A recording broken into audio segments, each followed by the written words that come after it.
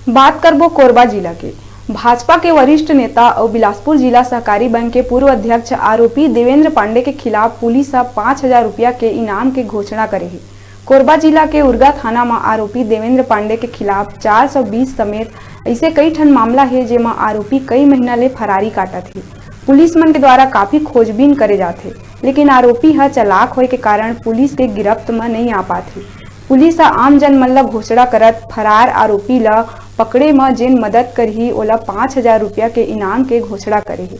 आप मन ला बता दन के जब बिलासपुर सहकारी बैंक के अध्यक्ष रहीस तब कुर्सी में बैठ के लाखों करोड़ों रुपया के घोटाला करीस, जेकर जांच उच्च अधिकारी मन के द्वारा करे जाथे।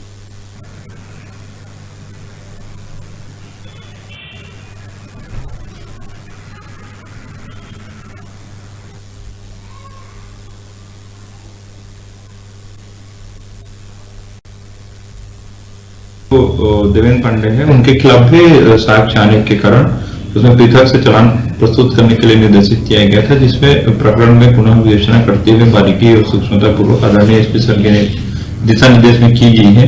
उसमें प्रकरण में आरोपी के खिलाफ कई तथ्य सामने आए हैं, जिसके बाद उनके लगातार पतासाजी की जा रही थी। इस दौरान वो अपने जो घर हैं और उसके जितने भी परिजन हैं उनके घरों में पुलिस की टीम के द्वारा लगातार पता तलाश किया गया, जहां से वो फरार है।